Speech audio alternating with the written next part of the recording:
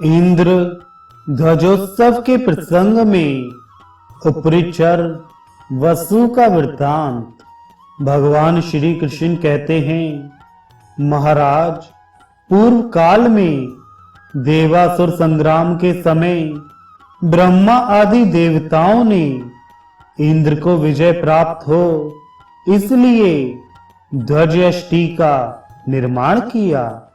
ध्वजयष्टि को देवताओं, सिद्ध विद्याधर तथा नाग आदि ने मेरु पर्वत पर स्थापित कर सभी उपचारों, पुष्प, धूप तथा दीपादि से उसकी पूजा की और अनेक प्रकार के आभूषण, छत्र, घंटा, किंकड़ी आदि से उसे अलंकृत किया। उस ध्वजयष्टि को देखकर दैत्य त्रस्त हो गए और युद्ध में देवताओं ने उन्हें पराजित कर स्वर्ग का राज्य प्राप्त कर लिया। दैत्य पाताल लोक को चले गए। उसी दिन से देवता उस इंद्रियाष्टि का पूजन और उत्सव करने लगे। एक समय अपने महान पुण्य प्रताप के कारण राजा उपरिचर वसु स्वर्ग में आए। उनका देवताओं ने बहुत सम्मान किया। उनसे प्रसन्न होकर इंद्र ने वह ध्वज उन्हें दिया और वर देते हुए कहा कि पृथ्वी में इस ध्वज की आप पूजा करें। इससे आपके राज्य के सभी दोष दूर हो जाएंगे और जो भी राजा वर्षा ऋतु में भाद्रपद शुक्ल द्वादशी श्रवण नक्षत्र में इसका पूजन करेगा, उसके राज्य में क्षेम और सुभिक्ष बना रहेगा। किसी प्रकार का उपद्रव नहीं होगा। प्रजाएं प्रसन्न एवं निरोग होंगी। सर्वत्र धार्मिक यज्ञ होंगे। राज्य में प्रचुर धन संपत्ति होगी। इंद्र का यह वचन सुनकर राजा उपरिचर इंद्रध्वज को लेकर अपने नगर में चले आए और प्रतिवर्ष इंद्रध्वज की पूजा कर उत्सव मनाने लगे। इस ध्वजयष्टि को भी प्रत्यक्ष देवी माना गया है। अब मैं इंद्रध्वज के उत्सव की विधि बता रहा हूँ। 20 हाथ लंबे, सुपुष्ट, उत्तम काष्ठ की एक यष्टि बनाकर उसे सुंदर रंग बिरंगे वस्त्रों से सुसज्जित करें।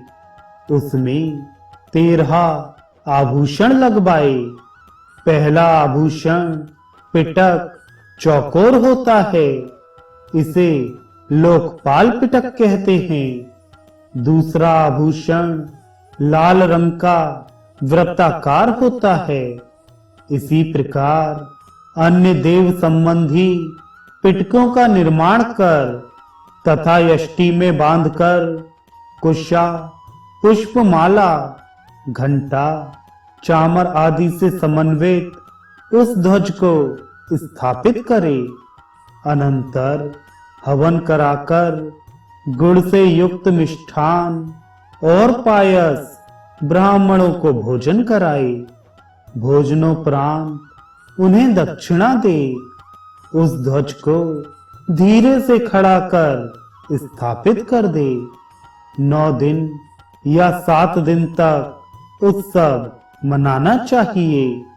अनेक प्रकार के नृत्य, गायन, वादन कराते हुए मल्ल युद्ध आदि उत्सव भी कराने चाहिए।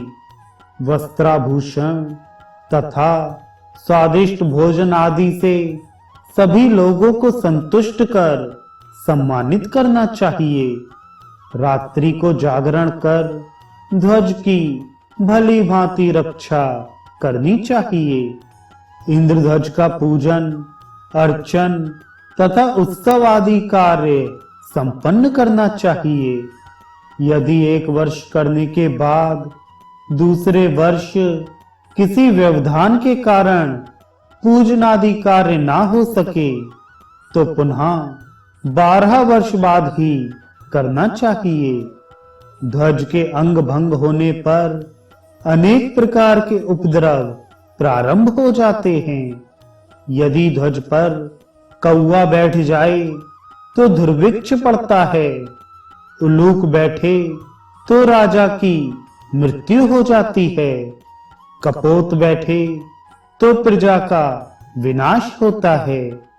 इसलिए सावधान होकर उसकी रक्षा करनी चाहिए और भक्ति पूर्वक इंद्रध्वज का उत्थान कर पूजन करना चाहिए। यदि प्रमादवश ध्वज गिर जाए या टूट जाए तो सोने अथवा चांदी का ध्वज बनाकर उसका उत्थापन और अर्चन कर शांतिक पौष्टिक आदि कर्म संपन्न कराए। ब्राह्मण को भोजन आदि से संतुष्ट करना चाहिए। इस विधि से जो राजा इंद्रध्वज की यात्रा एवं पूजा करता है उसके राज्य में यथेष्ट वृद्धि होती है। मृत्यु और अनेक प्रकार के इति भीति आदि दुयोगों कष्टों का भय नहीं रहता तथा राजा शत्रुओं को पराजित कर चिरकाल तक राज्य सुख भोग कर अंत समय में इंद्रलोक को प्राप्त कर लेता है।